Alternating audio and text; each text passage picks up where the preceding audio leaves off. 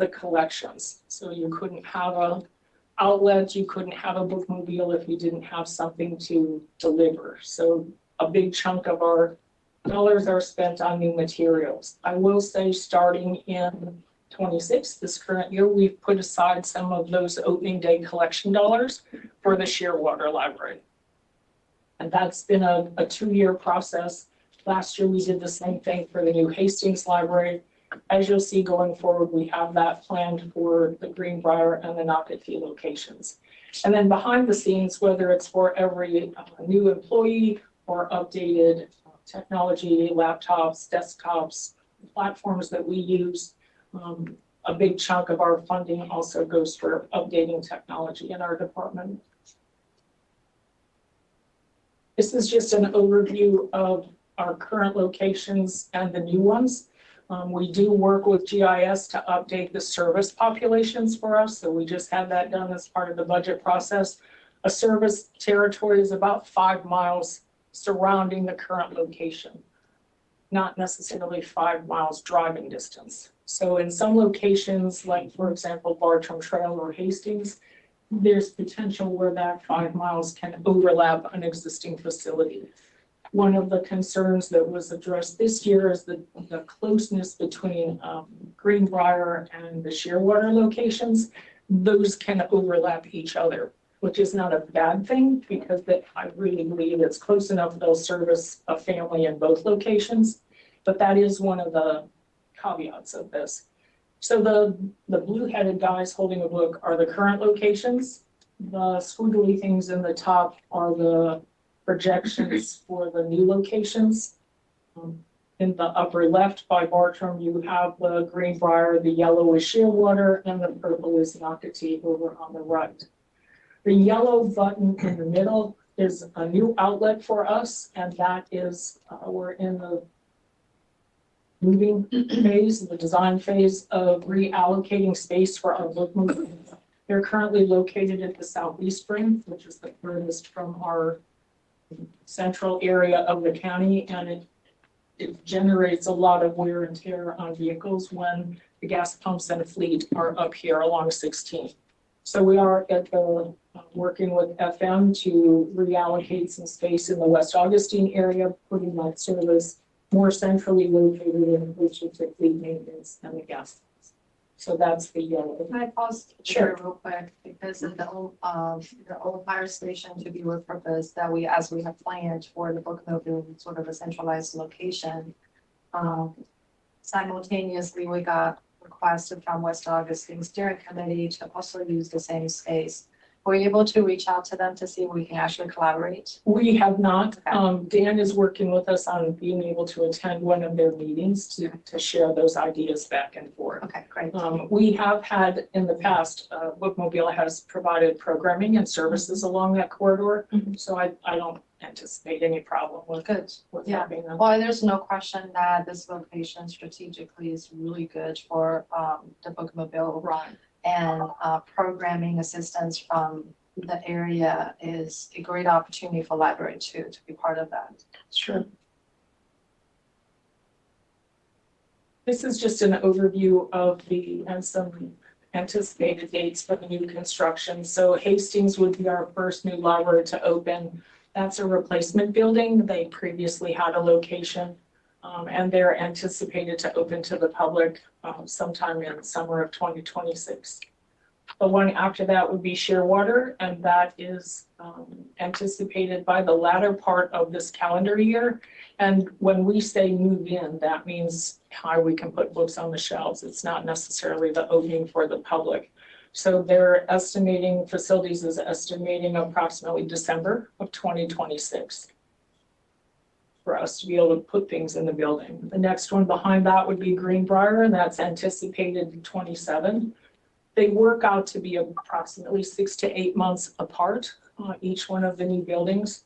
And then Nocatee would be the last location to open, and that would be sometime in late winter of 27, early 2028.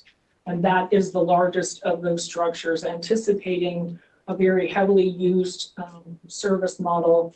There's space in there for Friends of the Library space. A lot of these were based on a cross between the Ponte Vedra space, and the Bartram Trail usage model.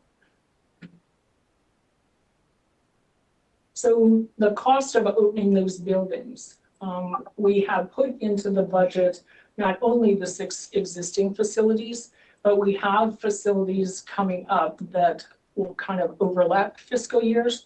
So you have on the right-hand side a total of about $1.4 million, and that's the estimated setup of things that were not included, whether it be prorated utilities, things like the opening day collections for Shearwater, if there's anything left over, but certainly the collection for Greenbrier, and then the first phase of the collection for Nocatee. Is this one branch or collection of the branches that you? This would be 3 of them. So that would be Hastings, Shearwater. Got Hastings is already, we got their collections Okay. this year, So- and their staff. This is a total requested budget for Shearwater, Nocatee, and Greenbrier. This is pretty much Greenbrier for staffing. The only thing that's in here for Nocatee would be their opening day collection. So the materials budget for here. Okay. The rest of that would be factored in the utilities, cleaning service, that sort of stuff for Shearwater. And then Greenbrier is factored in at 4 months. So at some point, so I don't want to interrupt you on the flow of your presentation, but I'd like to go through the timing of each branch, completion date and the staffing date, and how we're staggering the cost of it as well. Yep. And we may have to make some adjustments as needed. So this is the personnel request for 27. We're currently at 103.9 FTEs in the library department. Our total request for 27 is 17.65 FTEs. And 6 of those are the Greenbrier positions, and they're listed for 4 months of the year. So that would be the latter part, like summer to the end of the fiscal year for 27. The 11.65 are existing services. So that would be, for example, an additional position in the bookmobile, some additional positions in support services and marketing, as well as we have a handful of people who have indicated the likelihood of going from part-time to full-time within this next fiscal year. So that's where the 0.6 gets a little odd. One of the other things that we've looked at in talking to HR about personnel requests is the opportunity to expand our part-time positions from where they currently are to a flat 0.7. So that all part-time positions would be 0.7, which is 28 hours a week. They would not necessarily, the person would not necessarily have to work 28 hours a week, but there is that built-in flexibility. If someone's out on leave or you have a vacancy, that there's additional wiggle room to cover those extra gaps of service. And then in terms of reclassifications, we have 7 existing staff that would be moved from their current position into a higher reclass position. While we're on the FTE, so remind me, Hastings Library total staff members, how many? You have that, they have, yeah. And then We've added It's a one question, I don't have to write it. Yeah, different question then, I'll pick a different one. Shearwater, 5.7. 5.7, that's total. No, 6, 24 hours a week, sorry. 6 FTE for Shearwater, have in its entirety staffing. Yes, that's a combination of full-time and part-time Okay. position. And then Greenbrier is 6. Is the 6th. Okay. And then Nocatee, Nocatee will end up being about 20, 20. a combination of full-time and part-time. Which is not being requested for the Correct. fiscal year, but you are requesting Greenbrier 6. Correct. All right. So of those 6 for Greenbrier, the manager and the assistant will be recruited first. And then the closer you get to the opening day, then you'll do those frontline library assistants. And that allows them to be able to go to our other branches and train with current staff and be familiar with the services that we have. So one thing we may, I mean, I might as just talk about it right now because we're talking about FTE and we will on the 20th talk about all of the new FTEs. And one thing I had asked Desiree to reach out the department who is requesting new FTEs is to prioritize them. If we can approve all of them, who are Yeah, the we get higher that. priority. One thing about what you're asking today, and we're gonna go over on the 20th, is Greenbrier completion date is September 2027. So there is a level of preparation that you're planning, which I understand that the ideal world is that when we do the ribbon cutting, there is going to be folks and staff are welcoming residents. And it sounds like that is the reason for the planning the way it is. But we may have to, just based on next few weeks, what's gonna happen with Tallahassee and how we're gonna go through this budget season, we may have to stagger Greenbrier a little longer than what we hoped for. But that will be for another discussion as a option. We've kind of had that same discussion honestly about Hastings. Yeah. The volume of business that goes through Hastings currently is not the same level that they had at their previous location. But being right on the heart of Main Street, there's that anticipation that it would be over what they had previously. So how do you balance that out in terms of recruiting? And so what we've done is taken some of the part-time positions and we're phasing them in. Here's one. And then if that's still over the top, then we can always recruit the second one, but they're not all requested and recruited just because they're in. Sure. And then at some point, if we want to also look at overall budget, independent of bringing on new staff online, it seems like you have kind of three major components: circulation, programming, and then outreach. So at some point, we may have to look at each category independently and also in comparison with each other to see if we do have to tailor our level of service to what, responding revenue that may be. We may know how to prioritize those three things as well. Internally, that was kind of the part of the initiative behind those tiers, was to be able to say, okay, at this level, here's what your expectation is. And it might not be 37 programs a week. Maybe you do 6 and then this tier can do 12 and maybe they share programming or staffing. One of the ideas between Shearwater and Greenbrier is that they're so very close. If you stagger the hours of service, that you could potentially float a crew of staff between those two locations. We've also been talking to Parks and Rec about Shearwater. That will be a full service community center as well.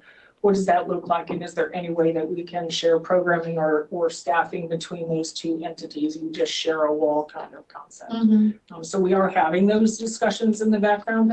And one of those, even with marketing, is that you can go out and toot everyone's horn, but if we don't have enough people in the front line, as people come through the door, then maybe we need to scale back some of that as well. Now the partnerships, but tooting your horn. And so I think that, yes, we're on the same path with you in terms of what do those scenarios look like. And I love the idea of tiered options. It's almost like the same thing we almost have to do for every department other than statutory and mandatory services. It's a menu. Okay, which tier of service would you like to purchase, essentially? Well, purchase is probably overstated because they're always subsidized. Same deal. Yeah, you're always subsidizing with, but what level of service is our resident willing to pay for? It was a difficult conversation. Every branch manager wants to keep what they already have, right? No one wants to give it up. But at the same point in time, I think we, this past year, came to that consensus that, okay, I can see the picture. And then what does that look like for the others? And I think in the back of our mind is that the last building we opened was Anastasia Island, and that happened right on the cusp of the recession. And so we don't want that.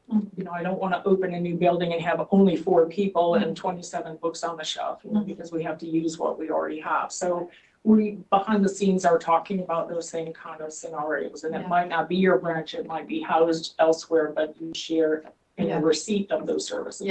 Well, and then as part of that tiered options, one of the recommendations or sort of how would you say that, suggested saving measures that we came up Right. with at the Korea Development Day.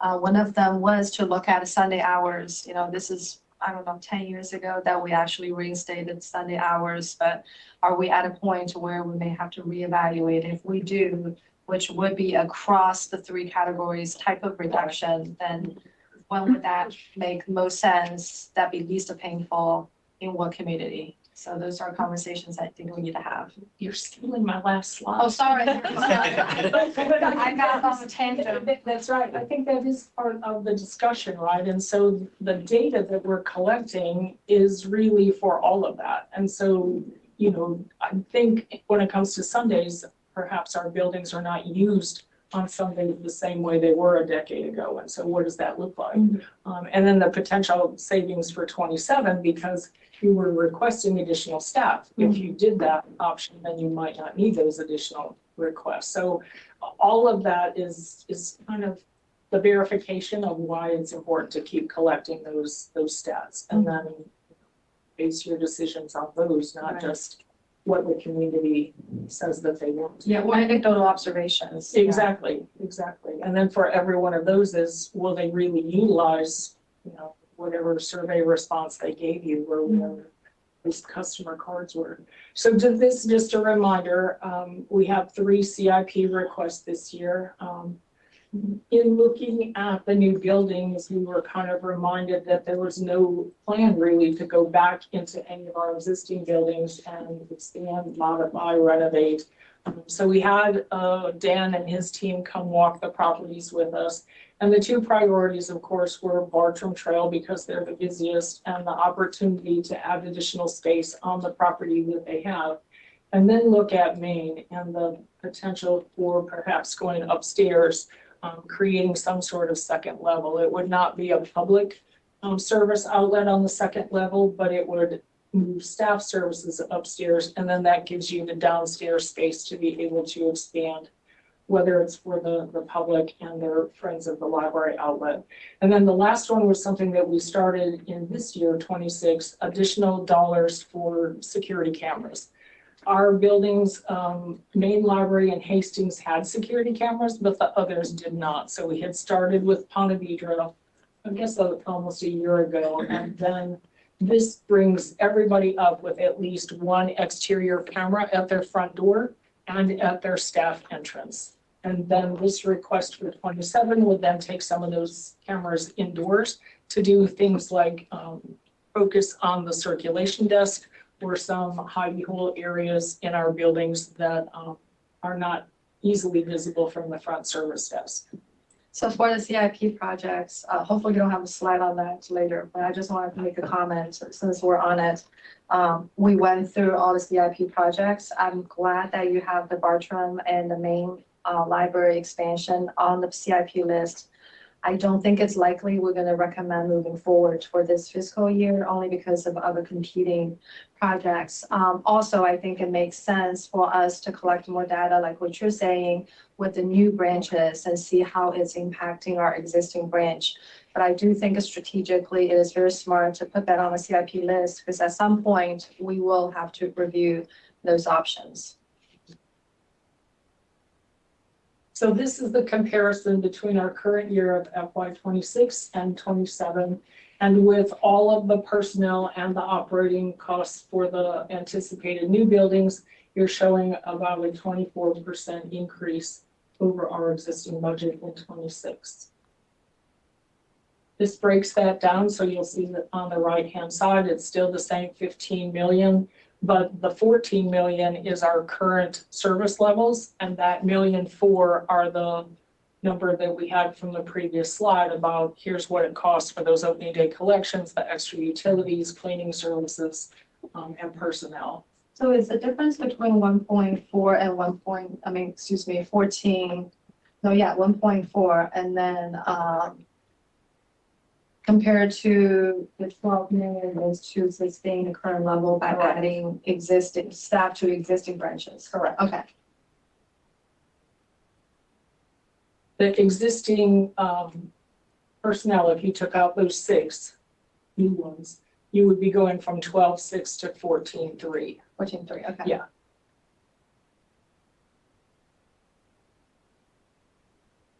Deborah, can I ask on the new staff, it's 1.4. Is that the annualized amount, or are you requesting those positions to start later in the year? They start later in the Okay, year. so the annualized amount would be somewhat higher than Right, 1.4. correct. Okay, And so there's a think built-in kind yeah. of future year increase I think related the to that. managers were supposed to start, we recruited like in the summer. Okay, And then those frontline people, depending on when the building opens, would be later in the year. So I want to say those were projected for August or September even, okay, right at the last that's minute. what needed. Yeah, And the 1.4 includes operating costs. correct. It's not just That's staffing. but New. that's also kind of a partial year as well? Yeah. Okay, It was Just trying to based on the new collections would be approximately 6 months before opening that you would start ordering. Okay.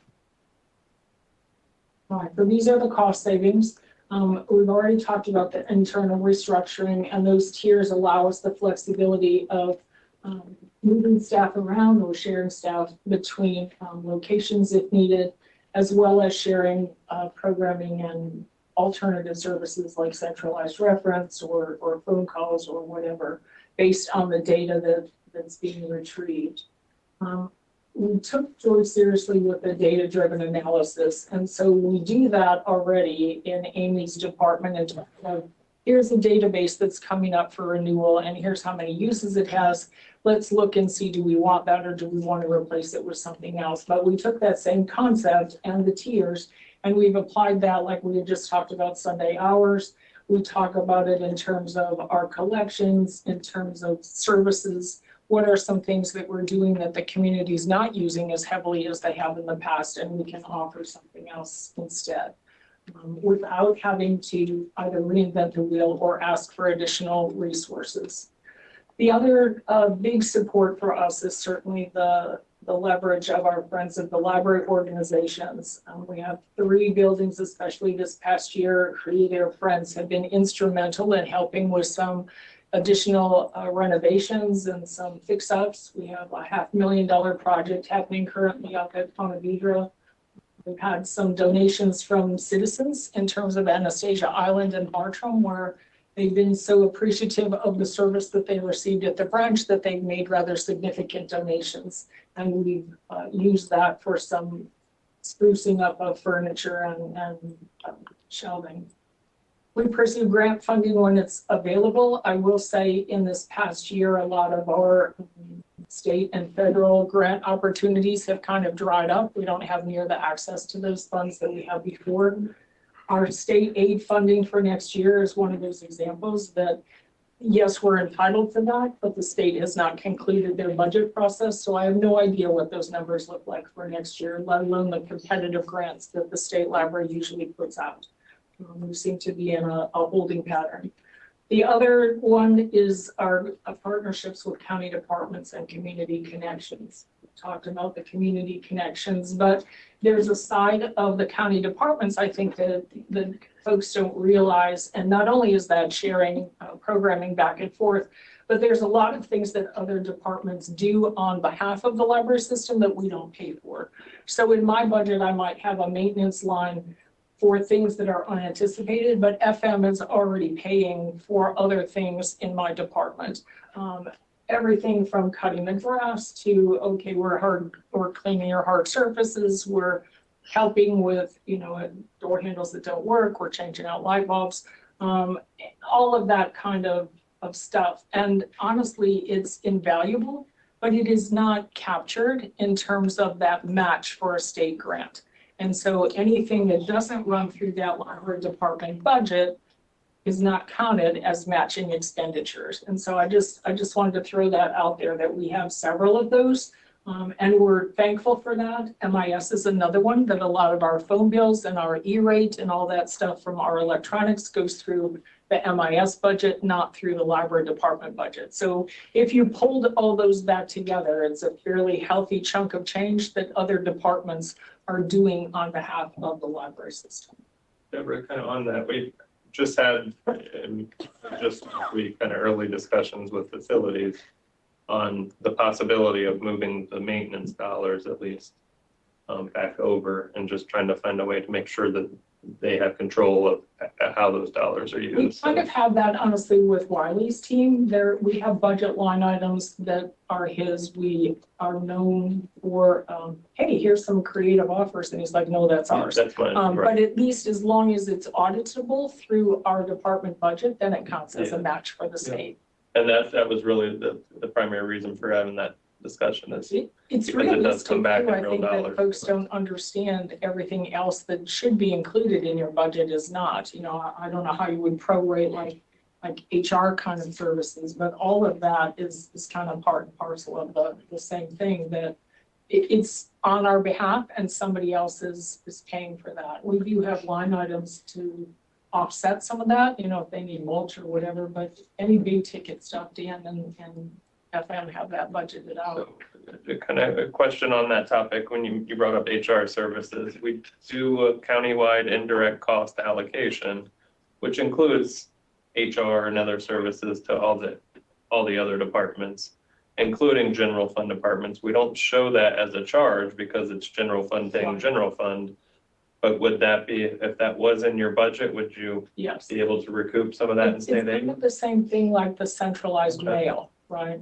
It's handled by someone else. They use my GL code, but that line item for postage is in my budget. And as long as it's in the budget, it matches. Okay. Yeah, we can potentially look at that too. It'd be a little bit different than how we've done it, but Just train us not to use that GL code. And then someone else is handling the behind the scenes financial code. okay. That'd be great. I will say that if you were at the dance that we had earlier this year for St. John's Reads, that photo came around. The kids had a gale time with the silent dancing. Just a reminder that our total ask for next year is 15,000,007. It is a 24% increase. I know I watched a little bit of the prior budget yesterday, and I know I say this every year, but bodies are the biggest expense, right? In almost any county department. And so our ask really includes bodies, books, and buildings this year. But we also serve every resident of St. John's County. Happy to entertain any questions. Hey, we've seen, maybe you want to go over the department Yeah. budget? Okay. And Deborah, I did want to just touch on, you didn't hit on it, but there is other funding, the law library. Yeah, it's not a whole lot of funding, but yeah, you utilize that for It libraries. runs about $60,000 and change. The primary expense out of that line is for Westlaw, which is located at the main library only. It is one of those resources they have to go and use in person. Anything that's left over beyond Westlaw is law-related materials that are then shared amongst the other branches or provided as additional data resources online. So here is just the library. This is funded from the general fund. As Deborah mentioned, primarily general fund revenue, property tax, other general fund revenue, but with supplemented by state aid and any other grant and donation funding. So Deborah also mentioned personnel services as the largest expense, or bodies as she represented it. That's made me think of the medical examiner. And then here is the line item breakdown of that library operations budget, and it does not include necessarily the facilities maintenance part, some of the MIS parts and other things. So yeah, we certainly can talk about, because there is a return on those expenses. Sure. If they're here, we can find a way to get them in your budget. So and then just wanted to scroll down to the law library real quick. That is a special revenue fund. It is a portion of a court fine. And there are a lot of special revenue funds. And I passed it.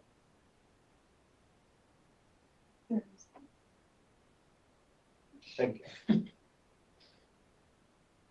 All right, so yes, we get about $60,000 a year in court fines. And then that goes really right back at statutorily specific on what you can spend it on. And is that at all branches or just It's one? the main library. Okay. But yeah, that is a little bit of supplemental funding in addition to the general fund, but yeah, very specific purpose as well.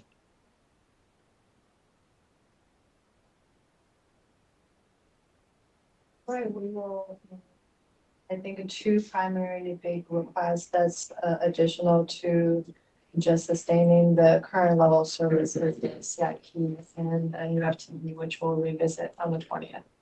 Okay. Thank you so much. And I think that tiered programming methods, I know you and your managers have been working really hard on that. It's been fun. We will be, Given the financial uncertainty. gotta get used to it. Yeah. Thank you, ma'am. Thank you.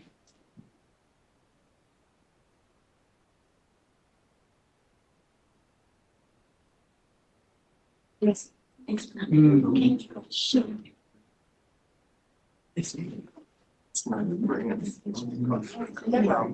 we can, yeah. We'd have to be. Yeah, okay. Oh, yeah. Yeah. Over general department, which we've not done, but yeah, certainly. It's science. And it's just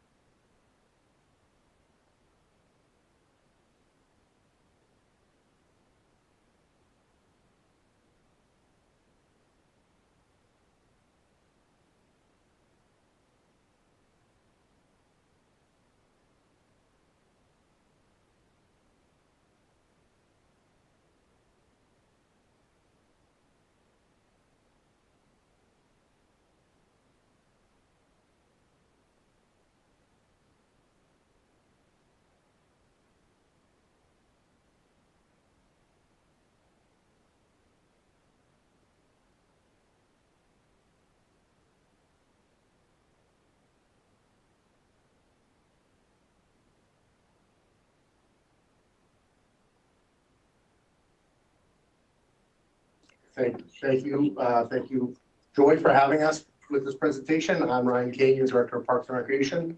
Joining me today is Jamie Bakari, our Assistant Director of Parks and Recreation, and Carrie Misker, our Business Manager. And thank you to the entire team for helping to put together the budget today. Also, thank you to the efforts of the O&B team for the assistance and providing us as we move forward here for this. So, just going to start off with the first slide. There we go. And this is just an overall concept of the size and scope of Parks and Recreation. I think just for the viewing public as well. After we went through the St. Johns County 101 class the other day, certainly one of the things that's prevalent is that most people don't realize the size and scope of Parks and Recreation. They think of it in their own silo. They think of it, if they're a boater, they think of the boat ramps. They're going to the beach, they think of the beach component of what's happening with Parks and Recreation. If they have youth playing athletics, they're thinking of Veterans Park or Davis Park, et cetera. So just kind of shows the size and scope that we are. We have a very passionate team that delivers these services across the county and take good pride in what we're doing. And we provide the quality of life across a various array of activities. So whether it is parks, which that is a little bit of an overstatement with 106 parks, I kind of call it parcels. Some of those parks are Railroad Park in Hastings, which is a small space that has a playground on it, to Davis Park in the Northeast project, to McCullough Creek of, thousands of acres of conservation land. So 9 community centers, 270 programs. That's runs the gamut from adult softball to summer camps and toddler programs. Athletic fields, 126, 119 courts, including pickleball, tennis, basketball, 41 playgrounds across the county, just under 3,900 conservation acres, primarily Nocatee Preserve, McCullough Creek, Deep Creek, the lease that we just brought on recently, in addition with the Longleaf and Greenbrier parcel that was brought on through the foundation. 13 boat ramps, 94 beach access points. Some of those are major beach access points, to some are footpaths that go through to access the sites. Last year, 78,000 beach passes sold. On the beach access points, really, I hate to interrupt, but does that include like the private ones related to some of the hotels or condos? No, it's just public ones, so Yes. footpaths, which Yes. is just sand and grass.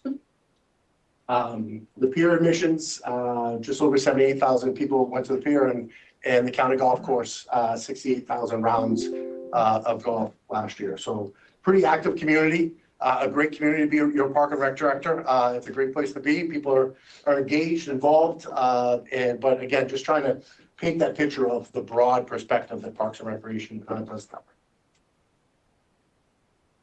So we also wanted to kind of bring back a conversation about what we've done over the last 5 years. And I think that it's a disservice to not mention what this administration and past commissions have put in, and current commission have put into Parks and Recreation to bring us up to where we currently are.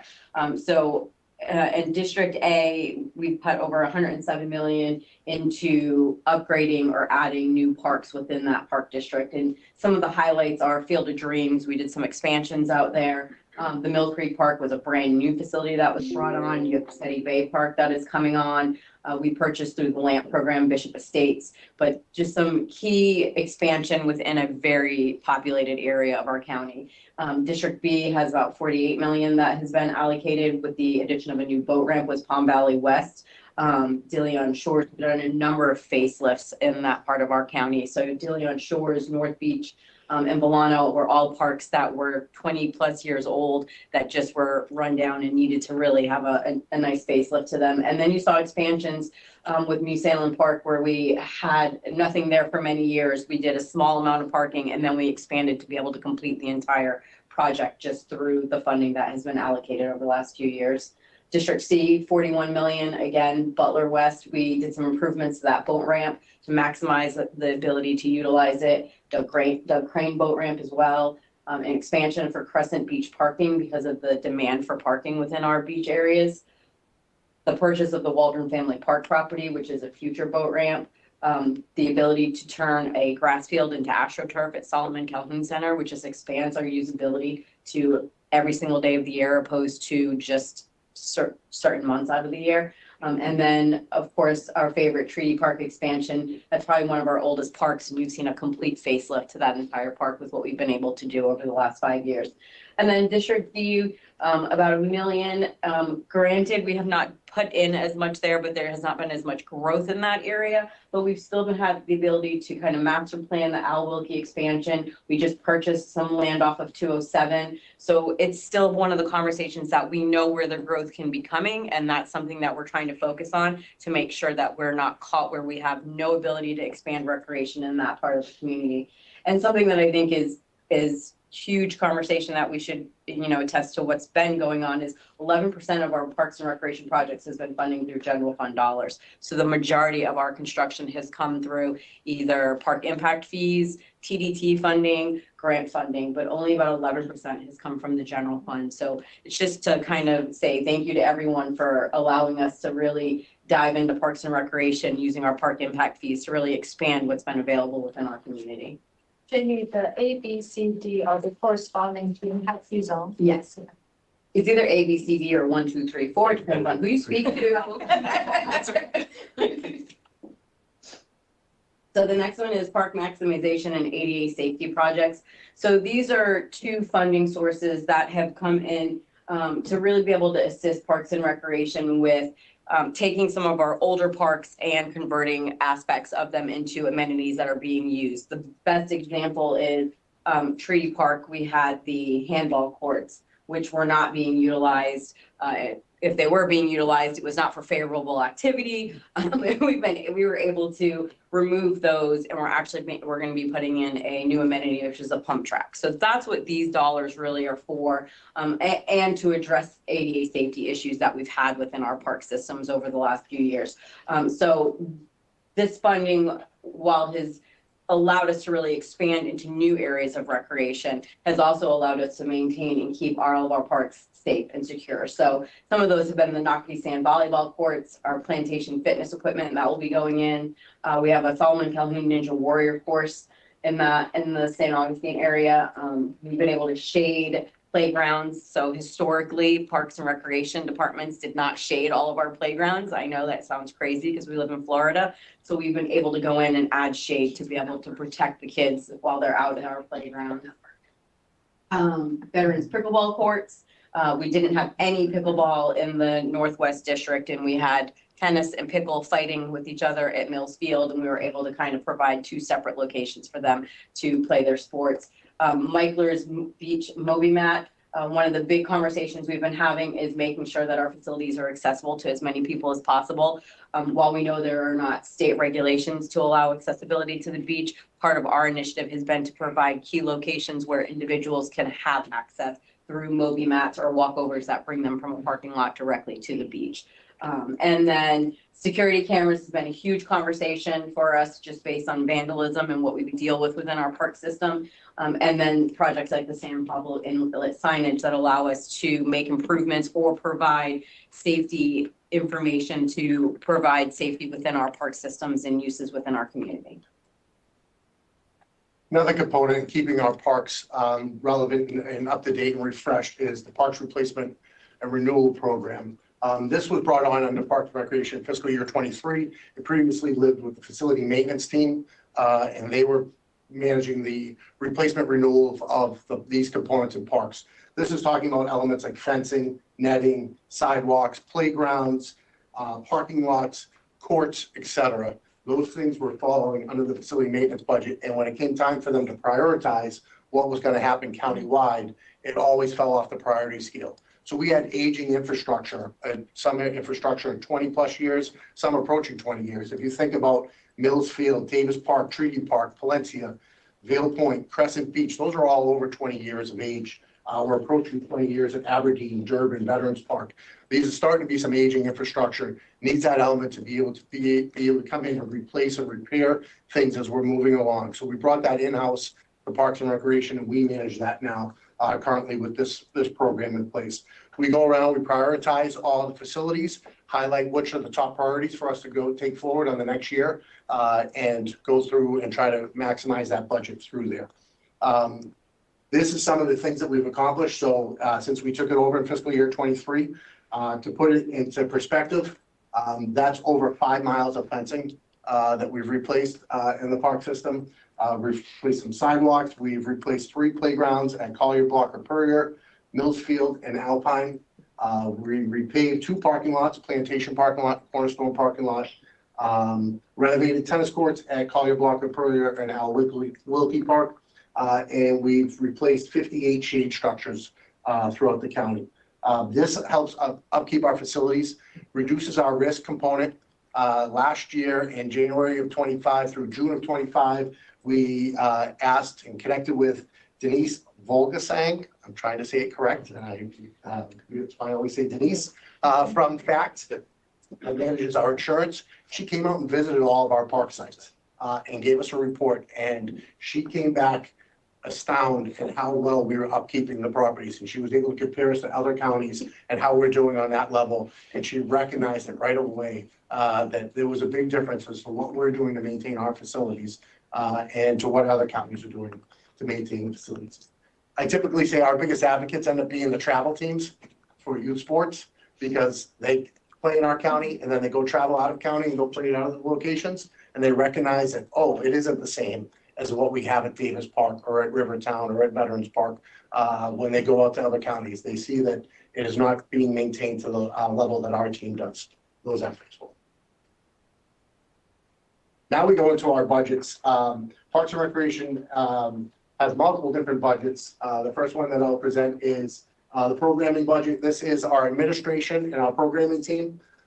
This has a major impact driver from this is with the Shearwater expansion for next year, and that the Shearwater Community Center will be open and operating for next year.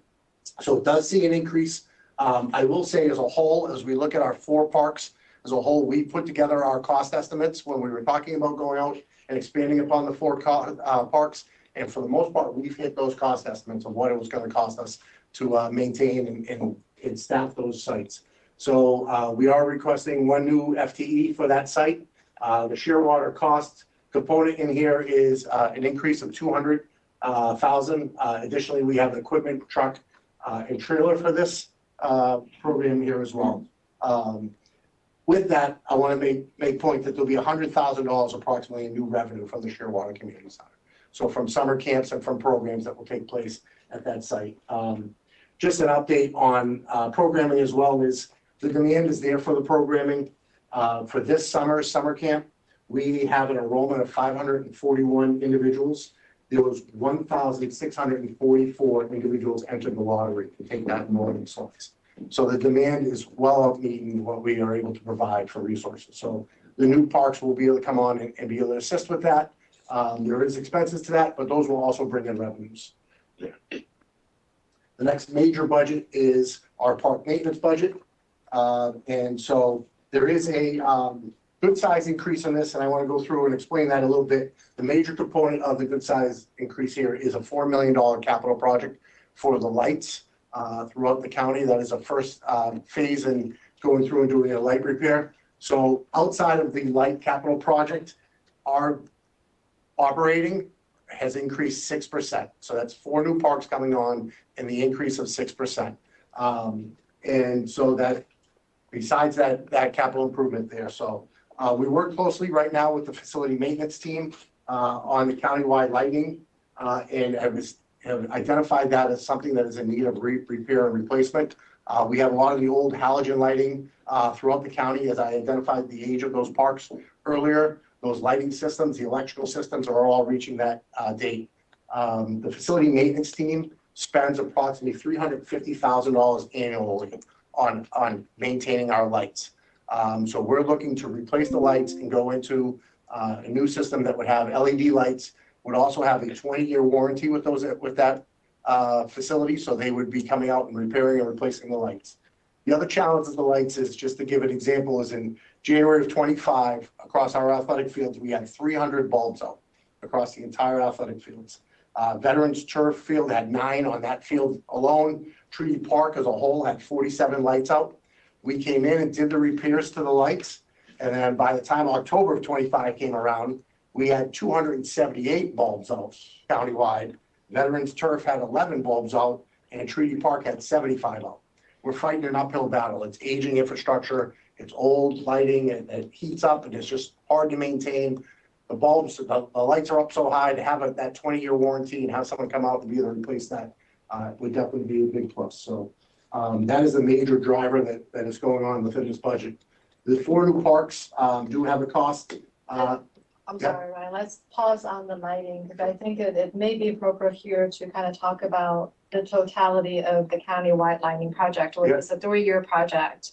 And we're gonna delve into that in the CIP meeting on the 20th, but it is $12 million over a span of 3 years. And that is entirely replacing the lighting system with a new system that has self-control, has energy conservation elements, all of that.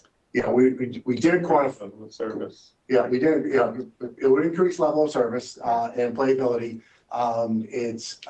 It does, as far as for the entire community, the new LED lights does not have the light bleed that you have from the old school halogen lights that take place. There definitely will be an energy savings that will take place from going from the halogen to the LED in there as well. And then there'll be savings with the maintenance team of what they're providing as we start to put light systems onto a annual warranty program. Yeah. So that Musco will be the ones that would come out and replace the lights. And Musco also replaces the need for staffing hours for manually manipulating those lighting that is ineffective as well. The reason I want to kind of just stay on this for a minute is the magnitude of that CIP. It is probably the highest, largest amount of CIP project I'm likely to recommend and move forward with. And that is a huge financial commitment for the next 3 years, but the return on investment justifies it. Yeah, we haven't also got to the point of the level of service. We haven't got there yet, but at some point when you're talking about Veterans Field turf lights with 11 bulbs out, at a certain point, it's going to be due diligence for us to come out and say, we can't play on it, in particular with baseball and softball. So that is a place we haven't reached yet, but we're starting to get there as we go down. So that's another element of to have our infrastructure and there and not be available to the public because the lights aren't operating would be a challenge for us across the board. So it will be a big investment. I think there's space for us to talk within the parks budgets of areas that we have done on that park repair and replace or Park Max to be able to provide some give back on element on that so that we can go through and get us to accomplish this, because this will be such a big win. Yeah, sounds good. Continuing on the 80 budget is a couple of things is countywide dredging project. The next project that will be up for us is the Volano boat ramp. Again, we do use the funds to match with FIND. And so we would be looking to continue that program and apply for the FIND grants. The countywide trails, we just successfully did Alpine Park with the trail. Treaty Park would be the one that is scheduled in next year's fiscal year budget to redo the trail at that site.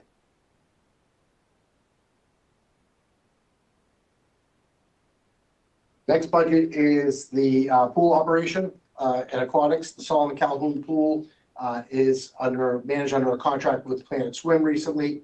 You can see the budget component, which is really driven by $300,000 for the pool contract. And this fiscal year has $200,000 for the CIP, which is a replacement of the pool shell. That is managed by the facility maintenance division. So that will be a combination of 2-year funding last fiscal year and this year for $800,000 for a replacement of the pool shell at Solomon Calhoun.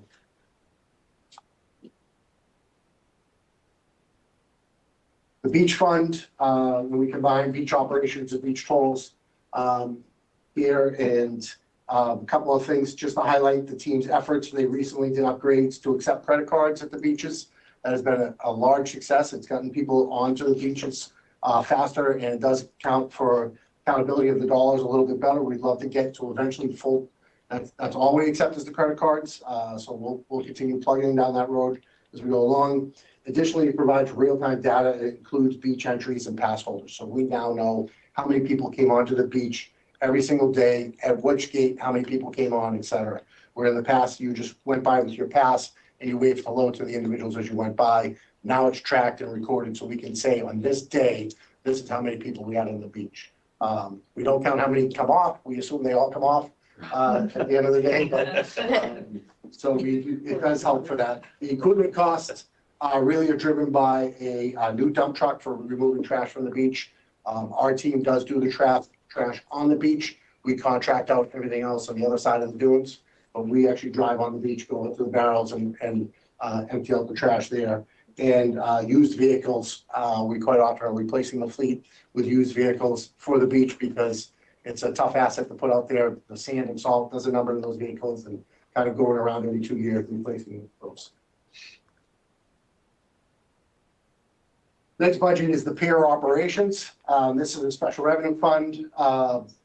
The biggest challenge for the pier and the thing most likely to talk about here is to the lack of revenues or the reduction of revenues the last few years because of things that have been occurring at the beach. So it started in fiscal year 24 with nourishment. So to highlight this, we showcased that the last full year of collection of revenue was fiscal year 23, in which we brought in just over $600,000 in revenue. As soon as you put the sand underneath the pier and it wasn't anything, you now weren't paying to go fish because there was sand underneath it or go out and look at the site, it started to bring down the revenues. Additionally, we closed a portion of the pier, the last portion of the pier, 100 feet because of the pilings that were showing the damage there. That project is slated to get started next week. So we will hopefully get through that, wrap up that project by the start of next year and be back to that new $600,000 of revenues in a year as we go through a whole cycle. But this next fiscal year, we'll fill that impact there as well. The budget is pretty flat as far as expenses at the site, but that was just the major highlight there was the impact on the revenue. So that's it. County Golf Course, it looks beautiful. I see it every morning when I walk out to my car. I live out there. It's they do a great job maintaining the site. It is busy, it's active. So they have done a great job since the renovation of the course to keep the place active and going. So we're looking at a pretty flat budget across it. I did highlight the last full year of revenue collection was fiscal year 25 at 3.1. We are seeing increase in revenues from fees going up and play out at the site. The golf is, golf is up. There's a high demand for it. Our biggest challenge right now at the golf course is keeping up with the demand for carts. So we're going through and trying to work through to make sure we have enough carts to stay up with the play. And we've been working with the purchasing team to go through and take a look at our agreement on that. The big thing to identify at the golf course, it would be the retirement of Wes Tucker come this time next year in May. So we did put together in the budget a plan to prepare for that and looking at staffing overlaps to be able to do some training and some guidance in there so that the team that's remaining there has a good understanding of the operation and all the history that Wes has in place. And on the golf course, just stay for a minute. So it is a special revenue fund, which means that it has to be self-contained. I'm seeing revenue is slightly lower than the budgeted expense. Are we able to sustain through reserve? I think that revenue is going to be closer to that actual expense when you look at it. And then what they are budgeting for expenses and what they actually are spending are not always equal up. Okay, I would love at some point to look at the golf course because I think since we planned for renovation and planned for the new revenue stream based on the renovated clubhouse and based on the new membership volume and the pricing level. Curious about the now out-year projection, how it looks. If that came too close to what we thought it was going to be before the renovation. The kitchen is doing really well. We'll make amazing chicken wings.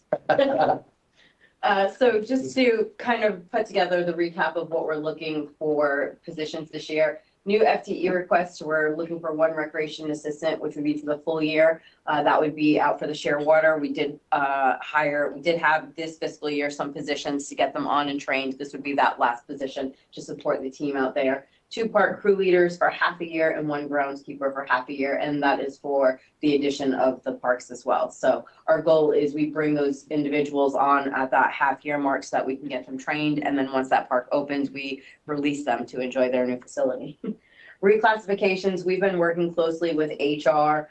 We have 21 park maintenance workers that are pay grade 8, and we've been working with HR because they do a similar, if not a little bit more intense job than a groundskeeper with facility maintenance, which is a pay grade 10. So we're asking to reclassify our guys to the groundskeeper pay grade 10 just to keep it fair and equitable across the board. We find that we bring in a lot of good help and we lose them to facility maintenance because they're paying entry level higher than we are. So our goal is to try to make it fair and equitable between the 2 departments. Dan doesn't get our good guys. And then, as Ryan mentioned, at the golf course, we are looking at bringing on a golf club manager. Our golf club manager, Wes, is retiring in May of 2027, and we're looking at bringing on an assistant golf professional that will help us through that transition. So that additional body will take on some duties as we put out and hire our new golf manager. So it's kind of to assist us while we get through that transition and bring on someone to get them trained to move forward.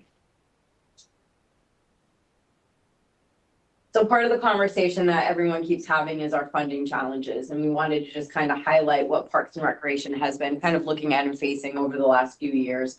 There are not a ton of mandates that are on Parks and Recreation. We're not like roads. We don't have state things that come down that we have to upkeep, but one of them that was an impact on our overall budget was minimum wage increase. So since for the FY24 to now, we've increased our staffing dollars by $214,000 just because of the minimum wage increase, which is great. We appreciate the fact that we've been able to keep on the staff that we need to be able to run programming, but it is an expense that was not accounted for as we continue to expand.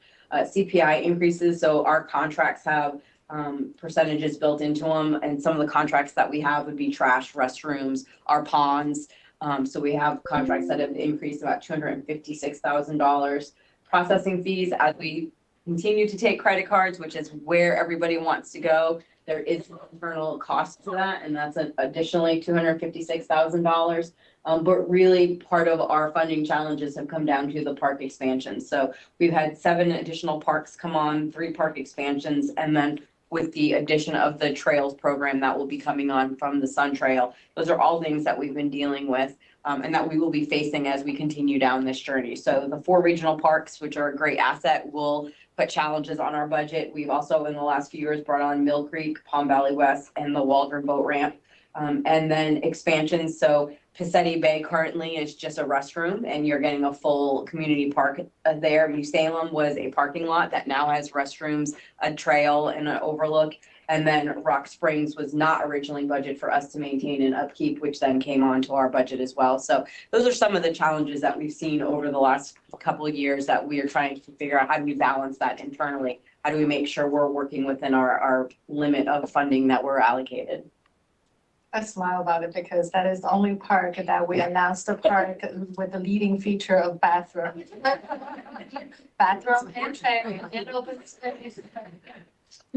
Well, on the processing fees, I think we kind of all talked about fees. I encourage all departments to move forward with including the processing fees, because it's just simply a recouping of a cost that is on us, and that is part of, and then there is option. They can always write checks, they can always do cash, but if it is for convenience to spend a few dollars on the Visa, whatever credit card that is, we have to be able to recoup that. Yeah, I just wanted, I think there are limitations on it. We just need to make sure, like, if you mentioned beach, if that's the only payment you accept, we have to see, can we charge a fee if there's no other option? But we just need to make sure we're in compliance with it as well. Speaking of fees, one of the ways one of the things we looked at was just overall. Page of fees. Was just overall looking at the fees that are charged to our users, and these have been pretty static over the last few years.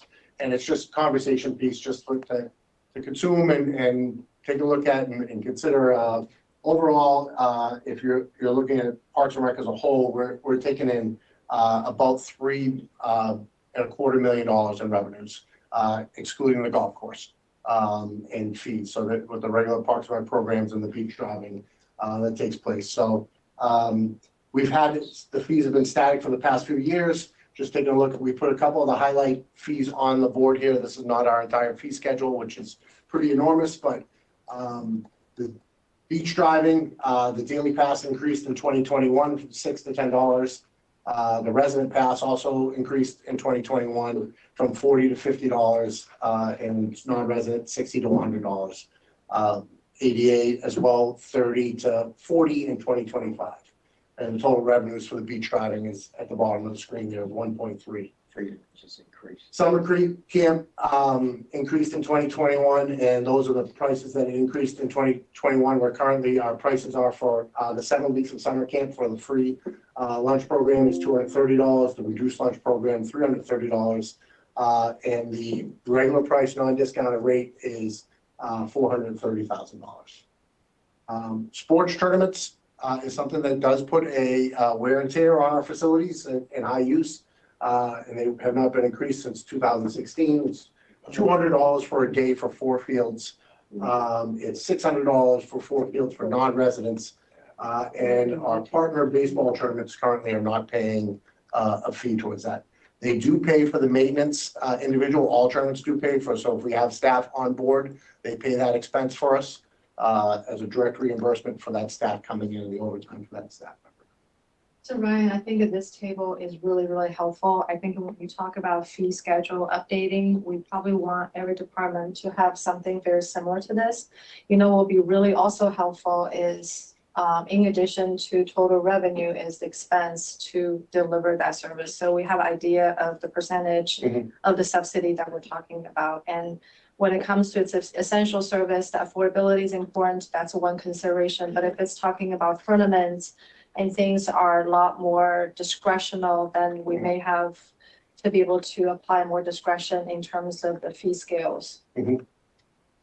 Right, Wade? And our partner organizations are our youth sports partner organizations, so Ancient City Soccer, Palm Beach Athletic Association, Creeks Athletic Association, et cetera.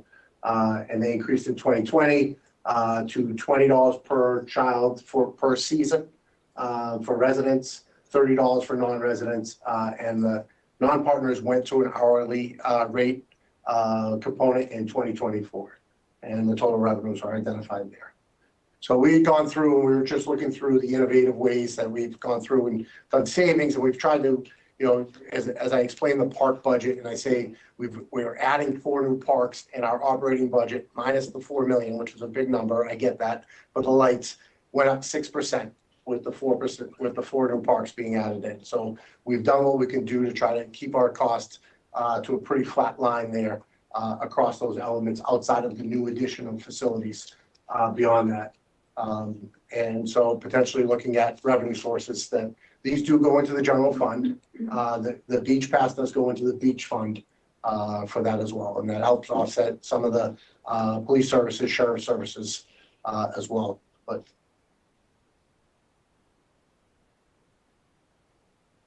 and last component is just kind of the forecasting the future of Parks and Recreation and what we're thinking about coming down the road. And it isn't necessarily in any order, but just kind of some of the things that are on the forefront as we're thinking about where we'll be going to next. Waldron Family Park. We currently, you've seen some work going on there for the ingress and egress off of 312. We're also currently out to bid for the design of that park. And to put together bid documents for that. And we're pursuing grants continuously for capital improvements to be able to build the park and to look at different alternatives to be able to come up with funding sources for building that park. That would be a major boat ramp comparable to Volano boat ramp for the county. If you see the Volano boat ramp on a Saturday in fishing season and they're parking boats all the ways across the bridge, you understand the need and demand for that site. 207 Regional Park, we recently purchased land abutting the fairgrounds, just over 33 acres at that site, or just under 33 acres, I apologize. And that would be for a future development of a regional park in the southwest quadrant of the county. And just kind of really looking and forecasting as we start planning going forward how we did years ago for the 4 regional parks that are coming out now. Davis Park Phase 4, continue pursuing the additional funding to support the improvements at Davis Park. When we talk about the aging infrastructure and the use of a site, Davis Park was ready for that refresh. We have 3 phases already funded and are in, we'll be starting construction on May 23rd. We are looking to do the 4th phase, which is an additional AstroTurf field at that site. And then countywide trail system, as the construction of the Sun Trail gets closer, we will be taking on just under 24 miles of trail throughout the county, Sun Trail that would be maintained by Parks and Recreation. So those are just a couple of the highlights of things that are coming on in the forefront. I feel like we've been moving. We have this room in this audience at groundbreakings and ribbon cuttings and everything, and we're trying to catch up with the demand and provide those resources. And these are just kind of the next things that we're looking at as we move forward. So that finalizes our budget presentation. We're certainly open to questions, but I think the team did a really good job of trying to keep things at a flat line with the assumption of there was going to be a bump up from the 4 regional parks coming on board. And so we did our best job of doing that, and also trying to keep to what we said that 4 regional parks were going to cost us originally. When Jesse and Wade came to us and said, we're talking about these 4 regional parks, let's do the exercise. What are we thinking about for expenses? We laid that all out. We still had that. We went back to that. We ended up $27,000 over on it. That was mostly on equipment, the cost of equipment.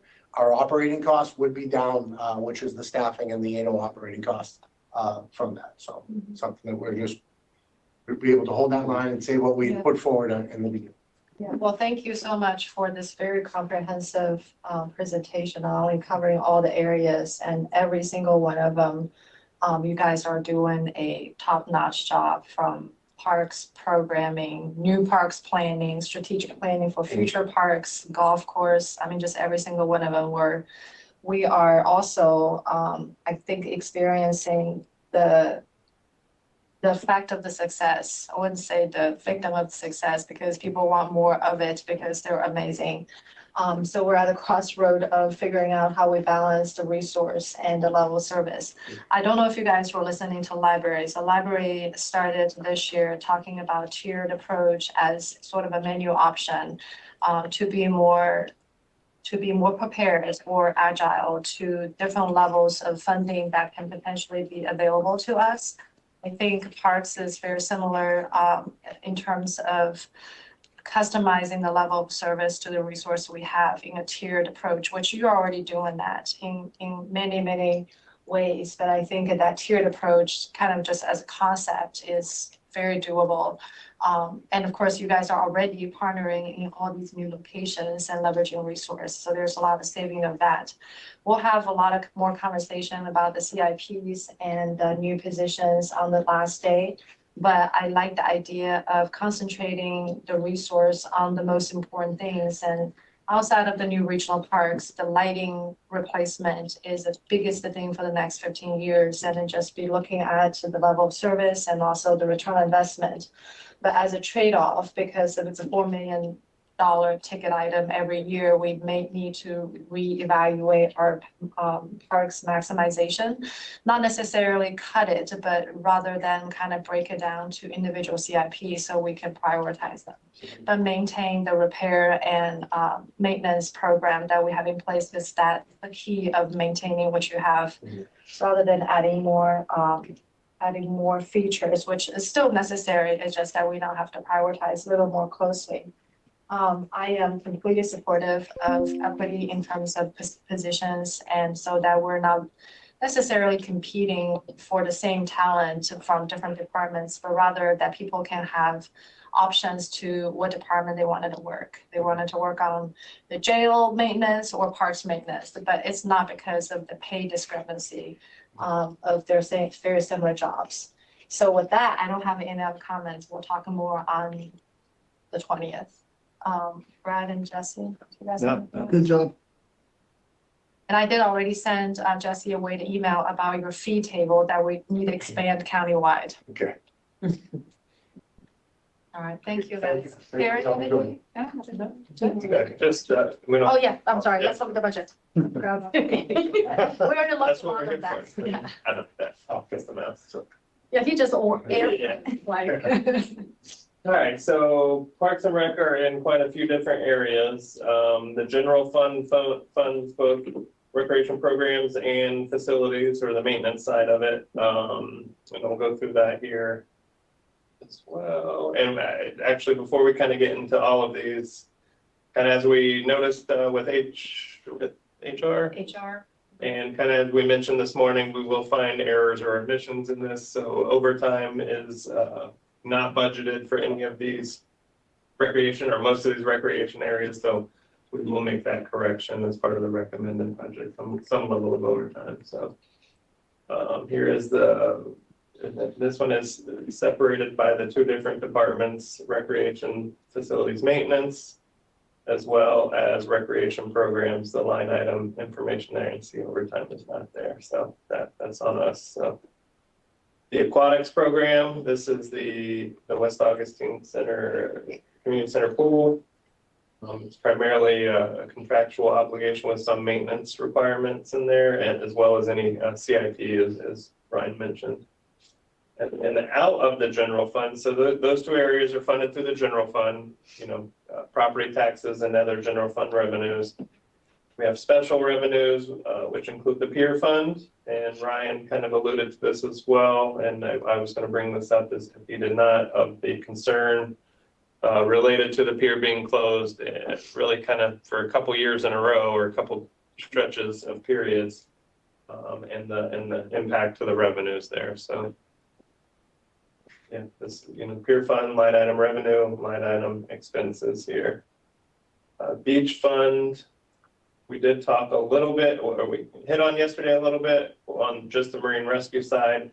This is the beach services, beach operations and tolls side here.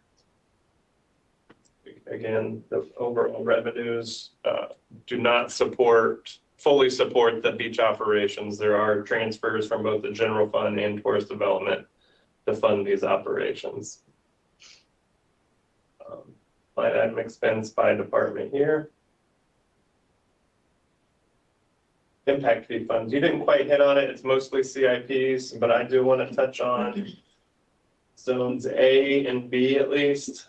We talked both days about concerns over reserve levels. The reserves for zone A are less than $1 million, and we're transferring over $1 million towards debt service for some of those projects. So my preference would be have at least that next year's transfer in reserves, and to be ready. And really overall on impact fees, we are seeing revenues so far are down. They are related to growth. They're one of the harder ones to kind of predict of when development is coming on, and especially for roads and parks, which are segmented by zones.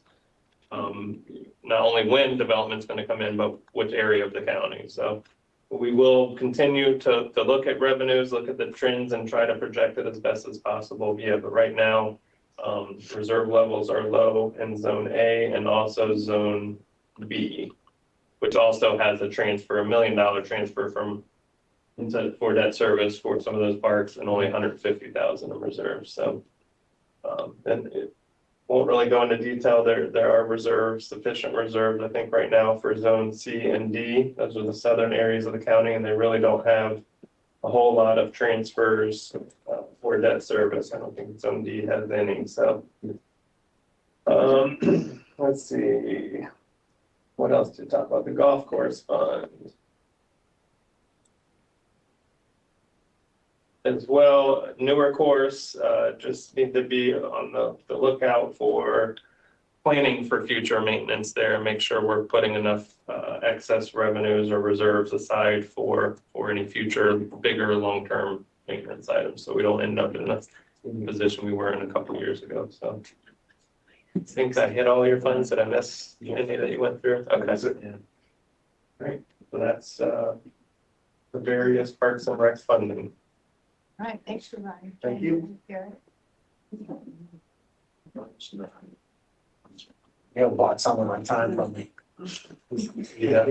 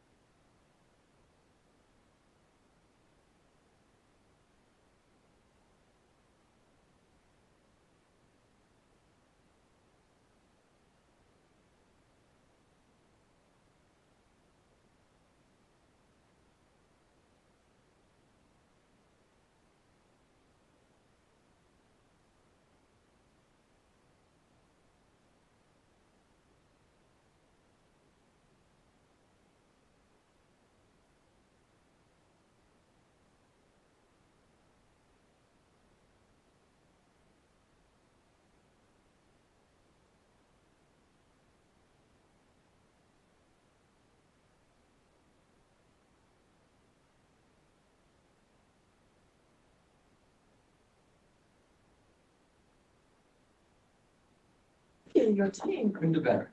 James, Gordon, Frank, and Larry. Good to see you all. I heard that somebody lost an arm over this presentation. Neil I was told you one. he was wrong. But it cost him. He has all the money though. I know.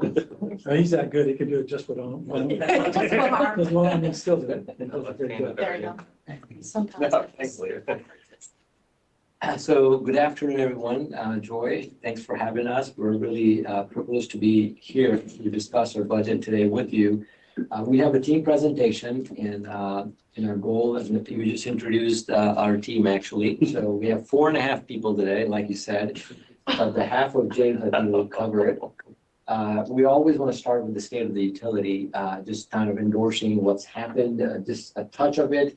We're going to dive in our operational budget, some new initiatives. There's a lot of them, but we're going to point out a few capital improvements that always goes to show, and really some closing remarks. So really wanted to start with the good highlights. One is, if there's one thing I want to say about, because this kind of reflects the entire utility workforce achievement and put in one word together, is our rates. Our ability to provide competitive rates to our customers, to our community, speaks everything. And today we're at about 13% below our regional average. And this is in spite of a lot of pressures that we have seen come to us. And we'll talk more about it a little later on. But it's just like that thank you, which reflects a lot, or I love you, which reflects a lot. So one word, low rates, kind of does it for us. Second, the next two really are my favorite. One is really our quest, continuing that quest for a safer workplace. And I remember I've been here 25 years, and in our HR, Lois and Laura in particular have really been passionate about that safety culture in the community and really in our workforce. And I think I should say that's officially transferred to departments, and in our particular case, our department. And I'm really proud to say that it has done that. Safety is very important to us, to make sure our workplace is safe. I know it is the priority of this administration. Our safety committee works really well. We bring a very diversified force, and they bring a lot of views, and we want to make sure that everybody's safe. And really going around the utility, I get to see that the culture is really endorsed in our workforce. I wanted to put that out there. The next close one is really employee commitment. I think our loyalty, employees' loyalty to ours needs to be rewarded in the same way. And so this leadership has been very supportive of that. And I should really say thank you to administration and HR for helping us navigate our career paths. It has really been one of the best ROIs that we've ever done in the past 3 years, and it keeps rocking for us, and will always remain our number one priority and our achievement. We've now completed 24 active classes. It's not a joke. It's about 65%, so it's a lot more there. What that does, it provides highly qualified, highly trained professionals, which equals the best customer service they can provide to our community. Larry's going to talk a lot more about it, so I'm going to cut it short there. Community involvement, this is something that I know is close to your heart, Joel, and this administration and the board. And I'd like to say the goal for us is to get that community voice to our performance. If the community can voice us as providing the performance that we provide, that's our goal. A lot of things have happened. I mean, endorsing the SJ 101 Academy has been paramount for us. It's been a great success. I really want to endorse our OPA here that really helped us do this. And we continue to do other things like hosting high school kids and interns. They are our next best bet in the community. So we love to do that. And there's a lot more happening. And we'll also talk about that a little more later. The one word I'll use, actually 2 or 3, not more than that, engineering words. Brad asked me to keep my engineering level low. So will be CIP. That's the word I'll use. We're doing really well in that. Engineering keeps on breaking records. We're going to be completing 100 active projects, or 130 million, with the big number being 80% plant utilization. That shows that we are working well as not only a department, we're working well with other departments like purchasing, OPA, and others to get projects going and get them in the community. so that they can savor them. Two projects I want to mention, North Beach is one. The reason I put that there is because it endorses another commitment when we buy out these utilities that have not been in that great of shape, and bringing them back to the county's level of service is very important. And this certainly put our top shelf in my books, where our staff, engineering, operations, customer service got together to endorse and to make it what we're making it today. So that's certainly one. Some projects listed. There's the storage tank, and we're putting a lot of money in the water treatment plants. Capital improvements, you've heard a lot about the 207 projects, but I really wanted to bring this picture, because picture is worth 1,000 words. Kind of endorses two things here. One is this is our QBEL program, and I'd like to say that perseverance has its reward and is finally rewarded.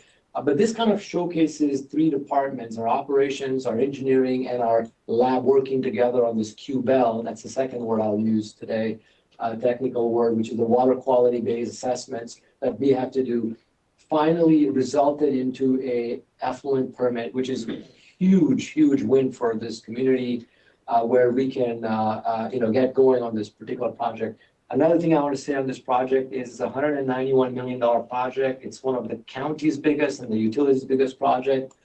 We are here to provide a $2 million savings back to our customers on this project. That'll be something we'll announce later, but this is a project will be on time and on budget, minus the $2 million.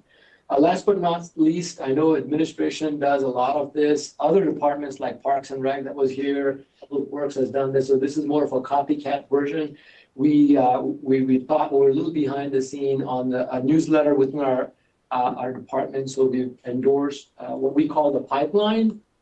This was our first issue last month. And then again, I love the innovation, which reflects the utility part of the pipeline story, but this is a more of a sort of an area for our community, our employees to be endorsed, to speak out, share their pet stories and so forth. So I'm really looking forward to this newsletter within our thing. So that's a great achievement for us.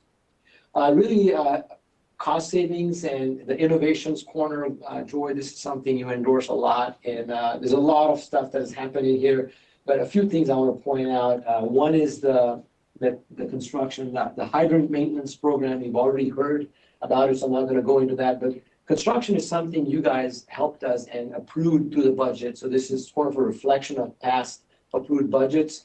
The numbers on the right-hand side reflect that story. And this is kind of showcases that we can take private sector assignments and deliver them just like the private sector does. You can see the work orders, the infrastructure costs that we've saved, the lines. But the best part I like about it is the responsiveness that it allows us as a utility to respond, not waiting on contractors. We can get them at pace. The next one is our hybrid project management team. That's a really innovative approach that James and his team has put together. But that is another thing that reflects our workforce elasticity. And I really endorse that for a little bit, those two words. You have project managers and they do their jobs and they do projects, but the workforce elasticity, the technology really helps us scale that project boundaries beyond just project management. So we have our GIS involved, we have other division involved, and what this allows us to do is to do a project faster. Back again, we've talked about SharePoints in Microsoft that allow common integration. Another success story that James brought last year was the Power BI, which integrates our budget and finance works to engineering. So really something that hit our list this year is hybrid project management, and we really want to do more of it. This is kind of another indication that it is a story that reflects our construction crew getting together. This was on the day before our wastewater plant went into operation, and we had some not hiccups, but trying to put things together, and everybody responded. Our operations, our engineering kind of shows a collective force of how things get done. And I thought, again, picture shows a great capture to show how workforce gets together to get the job done, and nothing got behind. The customer never knew. It was a silent operation behind the scenes. Last one for me is the Water Conservation Initiative, and we've really got to know a lot about water conservation in the extreme drought conditions we've had in the last 2, 3, 4 months, and thanks to the rain that we've gotten in the last week or so, including today. But this remains our forefront, paramount project per se, and you're going to hear about this now, you're going to hear about this tomorrow and forever. We're going to be asking some monies for this to take this to the next limits. But what it is just a 10% reduction in water through conservation, and we think we can achieve that, can rebound into $50 million worth of capacity in the long run. So this is something we want to invest. It's a huge ROI for us. Really, last but not least, and this is, we're ready to begin our budget presentation, and James is going to take over. But I want to just take a small gap, because what we feel that needs to be done is, and really take it to the next step, is explain the cost of business impacts to our customers.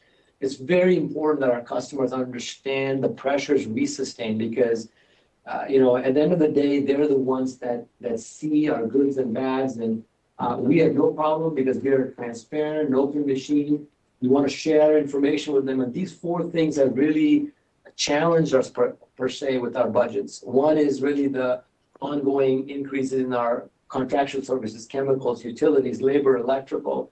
It keeps on running up, and certainly puts a lot of pressures on us. Next is what I call the silent partners. You don't see this, they never advertise, but the regulatory side of the equation, we're not necessarily against it, but we're against the how quick it's needed from the state level. Some people have called this the Tallahassee money, Tallahassee rules.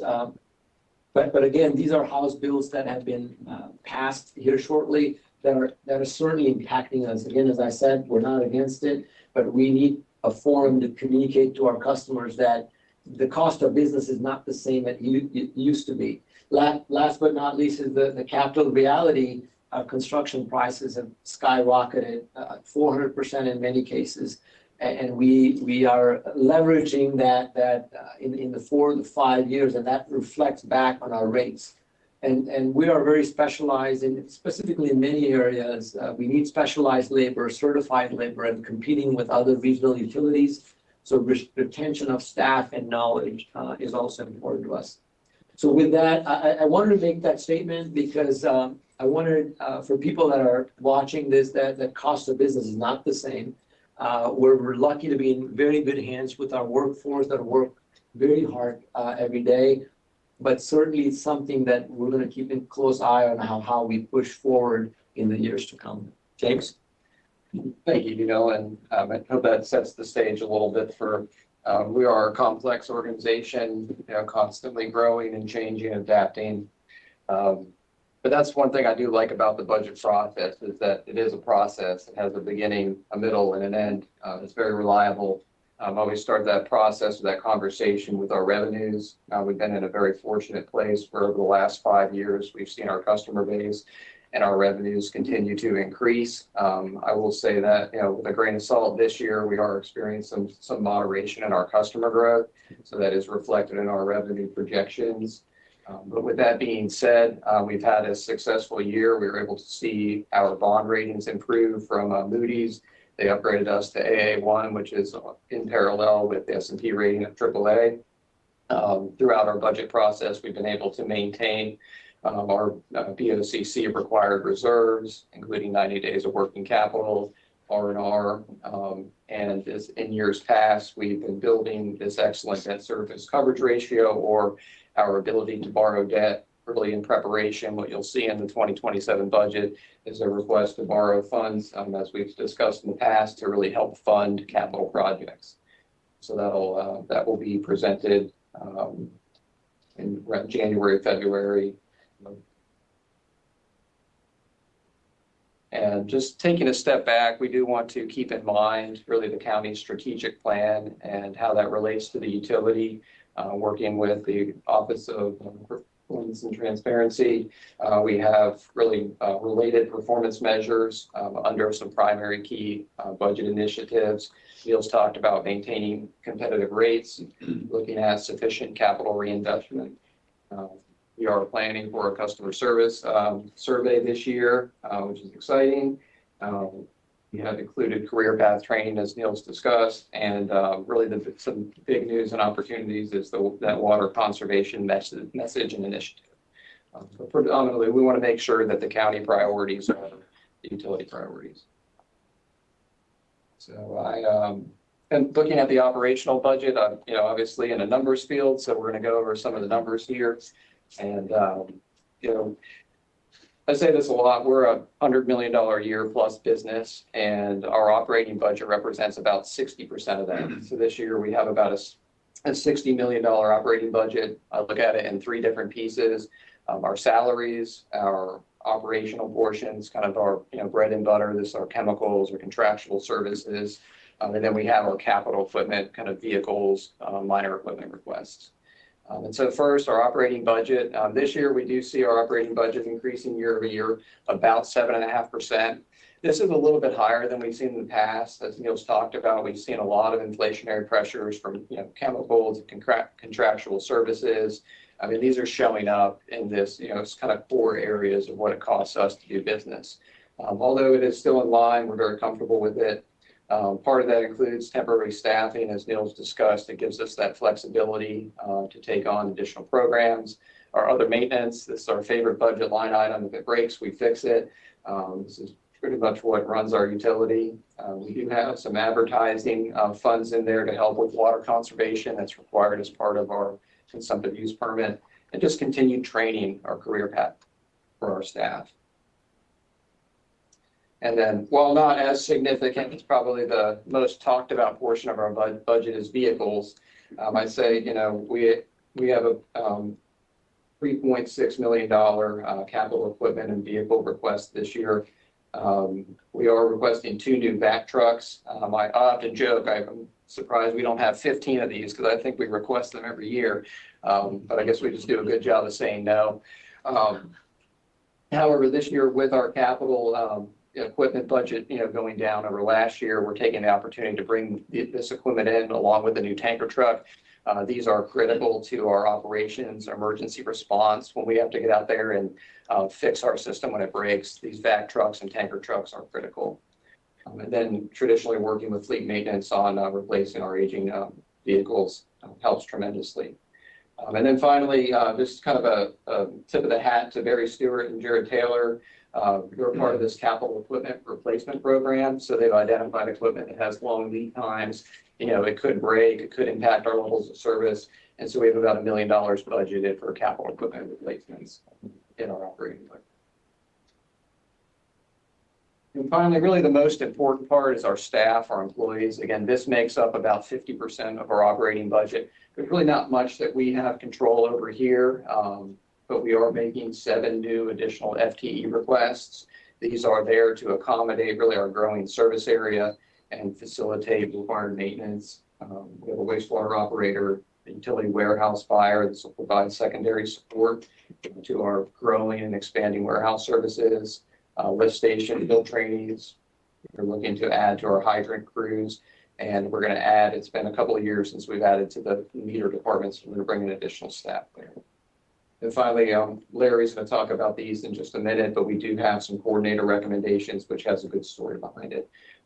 But overall, these are the 3 key areas of our operating budget. We feel very comfortable with this request, and to use a fun word, it's fully fundable. So, we have a limited time here. We can't, talk about everything, but Frank and Larry are going to share their stories on some new initiatives that we have in our budget, which I do think are notable and worth the discussion.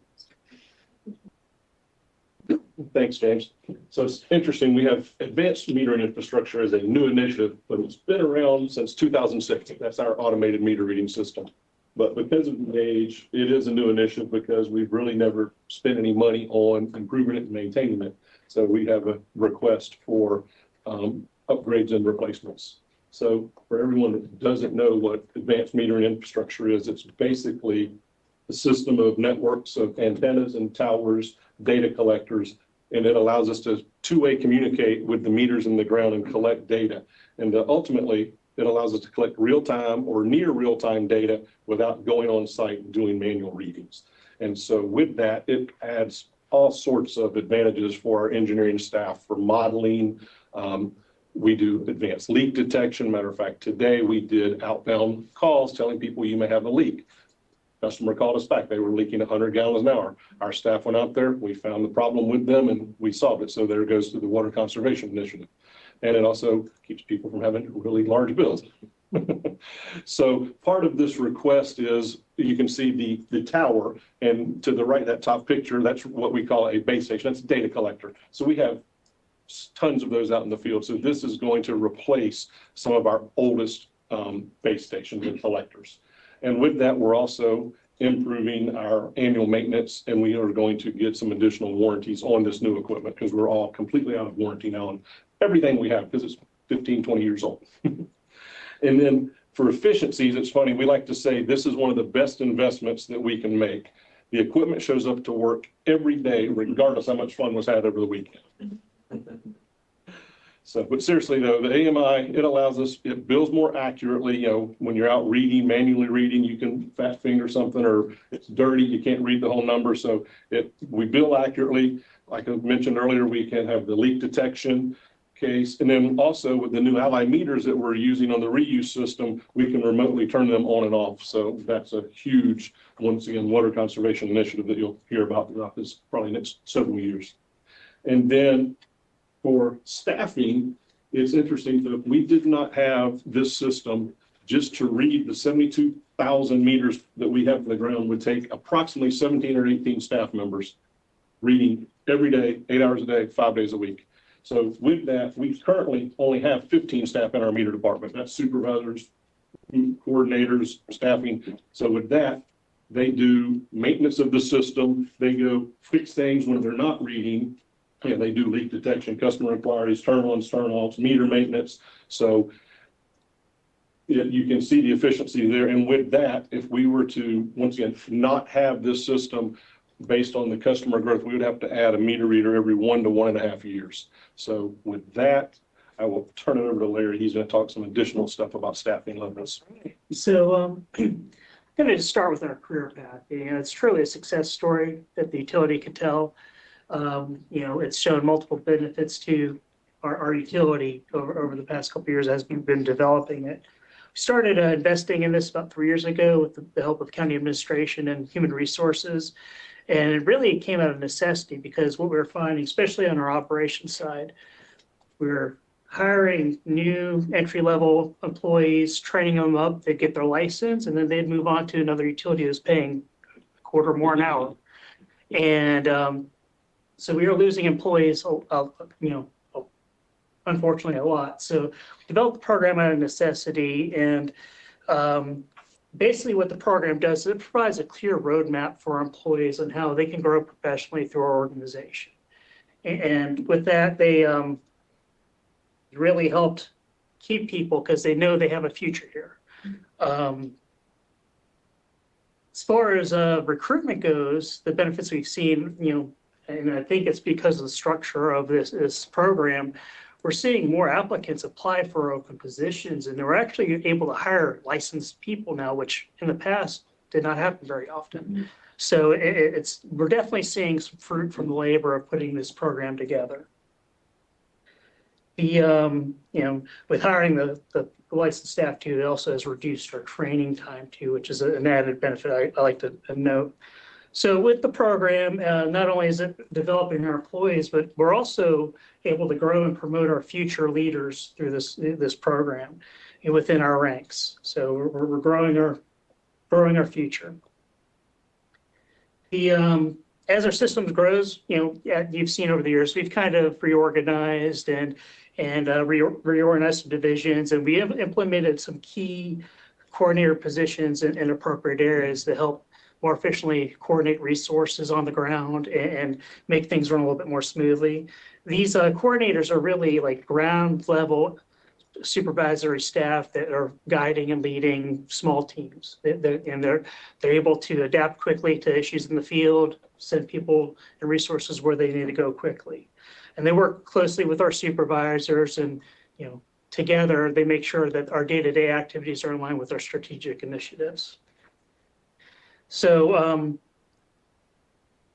with that, this model, this staffing model also, obviously helps with our succession planning. We're growing our future, we're promoting within, and so for the next fiscal year, we are proposing to add a couple of coordinator positions to our development engineering team, our inspection team, and our utility maintenance teams to support those teams. But those positions aren't new positions per se. We're going to take those from existing FTEs. So that's all I have for that. Thank you, Larry.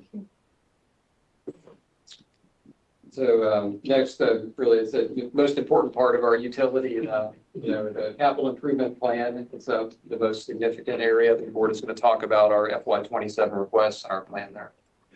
Yes, it's our capital improvement plan includes really 4 major programs. We have our resilient reliability program, along with a progressive and growth, a value and efficiency, and then our regulatory.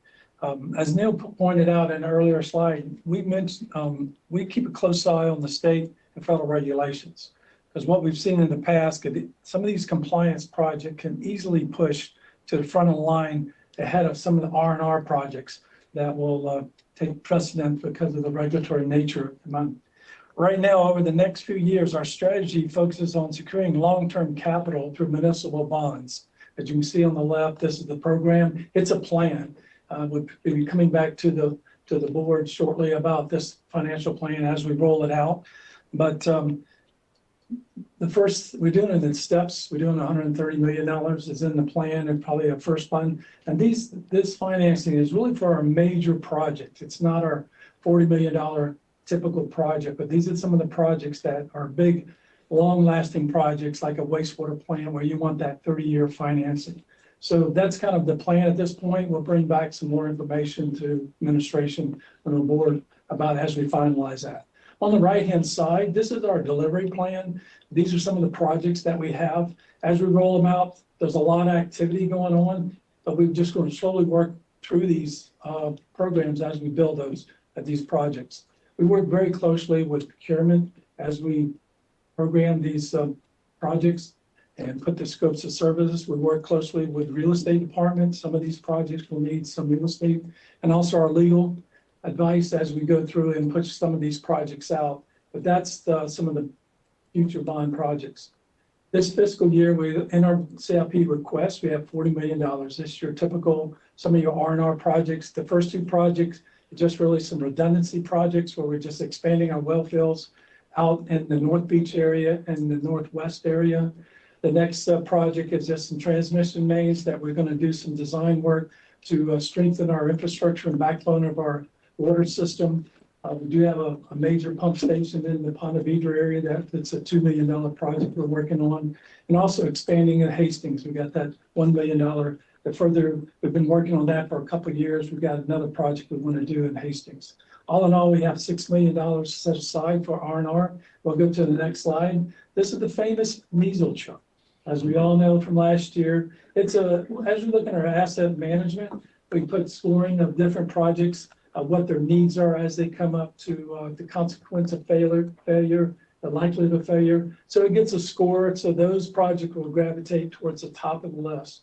So this coming year, we got $6 million set aside for lift station rehabs, manhole rehabs. Right now, we currently fund about 6% of the demand of that program. We hope to expand that in the following years, try to get up to 80 to 100% of our needs on the R&R program. And this is, I guess, the relative end of the journey about revenues and budgets and activities. And my favorite part is our reserves. This is sort of the cornerstone piece of our utility financial picture. Working with the budget office, it's always great to confirm these numbers. And this year we have in total about $65 million in FY27 reserves. About $37 million is part of our required reserves, working capital, customer deposits, things of that nature. We have our connection fee, which includes both our current account, which is about 16.5, and our capital outlay, which we consider unrestricted right now, is about 11.6. This is relatively in line with where we were last year. We're very comfortable with these numbers. We do hope to see them improve over time, but it's something we're watching very closely. But overall is a very strong piece to our FY27 budget process. I think Neil's going to have a few closing remarks. Yeah, thank you guys. Appreciate the summary of those. So really, like they say, you're never perfect. These are always opportunities to improve, and that absolutely applies to us. And we always do a gap analysis within the utility. I'm really proud of the team that looks at these things, and it goes with the people, processes, tools. What do we have missing? Is there something we can train our people? Are our processes perfect, or can we tune them to better reflect efficiencies and responsiveness for our customers? And really the tools, do our staff have the tools, or really our community has tools to review us, or get our efficiencies out there. That's how we look at the gaps. And some of the things we want to jot down that we continue to provide is really the career path. We feel that's been a really successful program, but I still feel we're on the third base there, and get to home plate would be the next stretch. I will continue to put dollars there, and we're fine tuning a lot. The latest one is we're bringing professors within our department. So we have one department teaching the other. So it's a great influence to see this good opportunities to score there. Again, we want to continue to talk about that hybrid performance, the work elasticity program that I talked about. I think we've tried it on one or two things. One of the examples that I didn't talk about was the inventory warehouse and our lead operators in our wastewater plants. It used to be where the leads used to come pick up their equipment. Now we have warehouse delivering that, so it saves time for our leads to do more work, be more efficient. There's more opportunities to be efficient. We'll continue to provide water conservation. We're really looking forward to Wayne's and OPA group to take that to the next step. I'm very excited to work with Wayne and Tyler and Jennifer and now Melanie to take that to the next step. So we have a lot coming on there. I want to put that all together here today, but it's definitely a TBD for all of you to talk about our water conservation efforts.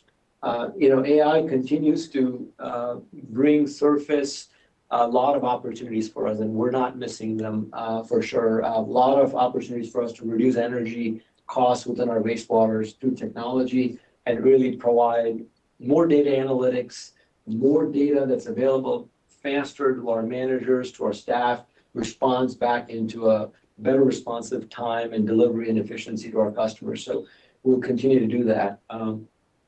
Last but not least, Joy, this is absolutely not possible with others' help. And I think all departments are providing their budgets, and every department that's a support department, was purchasing, land management, OCA, OPA, HR, OMB, are the reason for our success, or at least I always call it can't be one department, it's one county with many departments. And I think we endorse them. I want to give them number one for all of them, but I think I have to pick one for partner of the year. I'm sorry, but everybody's number one, but the partner of the year goes to Christine this year. She really has been a great asset to the county, and immediately coming out has made a big difference to us, grants, and really our legislative efforts have been tremendous. So I have to give her that small edge. But thank you to those who are watching. Appreciate your support and making us well as a team. That concludes our presentation. All right, great job. Oh my goodness. Yeah. PhD today. See, $10 now, go on. I'm just kidding. Well, I mean, we can go into the budget, which cannot be more complicated. I think when it comes to budget for the utility, and James and Gordon both said the CIP, one of the most important, if not the most important component of utility. That is only true for a growing county like us. And I'm pretty sure there are other municipalities are just merely maintaining, which is just as complicated, not to mention the type of growth we're experiencing, which necessitated close to $300 million bond program in 2 years. With that said, I think that from the high level, we talked about this many times, the utilities not only serving the supplier of water, which is our life essential, but also you're a gatekeeper of the county's growth, and which is not to be said very lightly because it's a huge responsibility. But I think, with our board's policy direction on be more cautious about managing the growth, I think that gatekeeper role becomes even more weighty and challenging, I would say, when it comes to prioritizing your CIPs. Because you do also have a responsibility for our current residents and the projected residents who are already in the pipeline to be here to supply them with water. That's our statutory obligation to them. But at the same time, it does have a parallel consequence, not unintended, but parallel consequence to sort of to be viewed as an invitation on the table for new residents, which is not the intended consequence, but it does provide the capacity, which is what you all thriving to do. So striking that balance is very unique challenge for utility. To do it strategically the way you do is impressive. So thank you. Appreciate it. And I know we'll have to kind of go over our CIP some more with what projects we can move forward, but I trust you all have the, sometimes you have to lose an arm, but lose half a body, whatever, but you all collectively come up to the master plan for next 5 to 10 years that is trustworthy. So we will rely on your leadership on how we move forward with that. We appreciate it. Appreciate your support, the board support, and really our liaisonship with the budget office. Thank you. All right, is that it? I feel like there's something to be left unsaid with Neil leaving the budget. Just the budget. It's gonna go to the budget. Just give an overview here. Here's the utility services fund as a whole, and then we'll go into each of the different areas. Here's how the revenues and expenses break down, and then more detail on those different revenue types and expense types. As James kind of mentioned, there's kind of a couple different areas. Operations probably being the biggest budgetarily because there are a lot of different departments in there. You can see how it breaks down subtotal by each department and the different areas within the department. This is probably the largest financial information if you want to look at it at a line item level there. So I don't think it was necessarily discussed, but there is a component of debt. With borrowing comes debt service.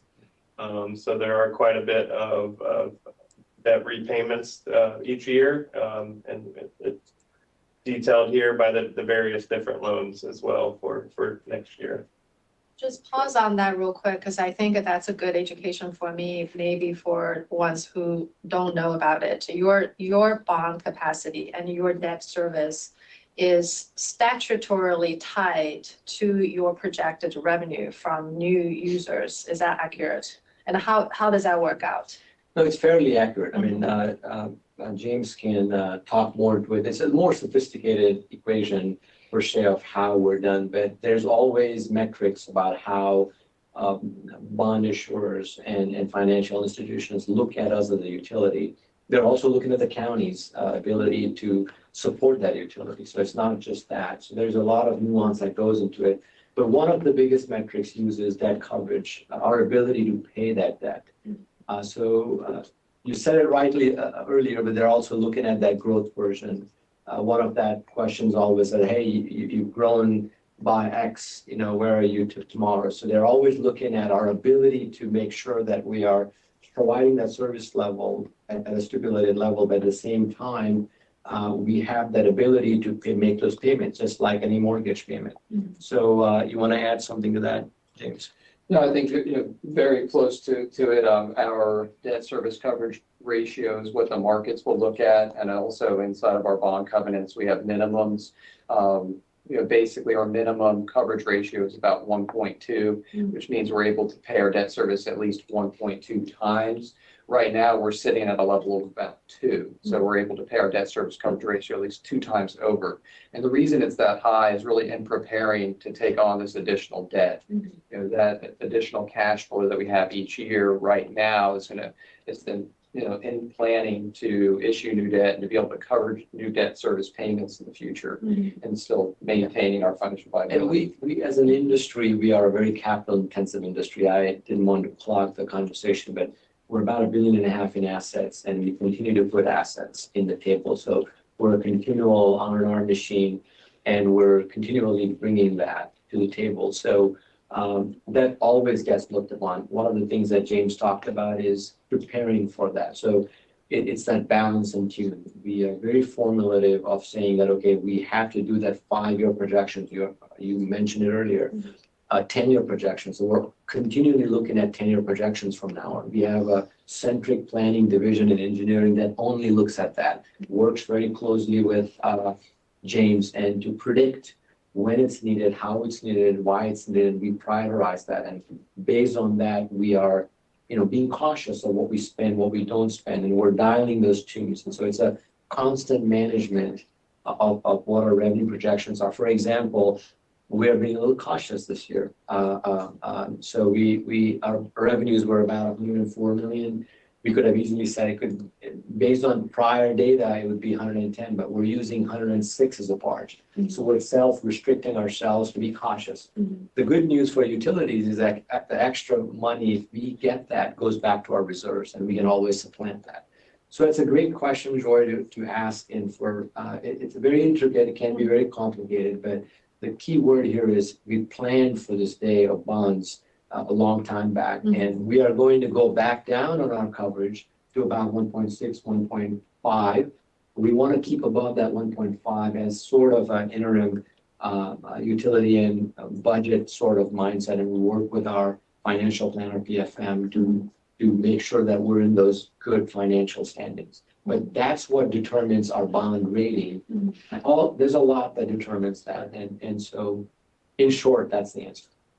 Just add to that, kind of by having those kind of favorable measures of the coverage ratio, the reserves, and all those metrics, that kind of returns in how the bonds are rated. So the utility bonds were increased the last rating.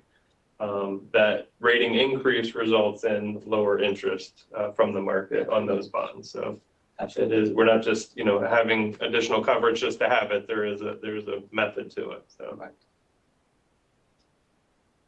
That's good. Thank you. Thank you. Thank you. Great.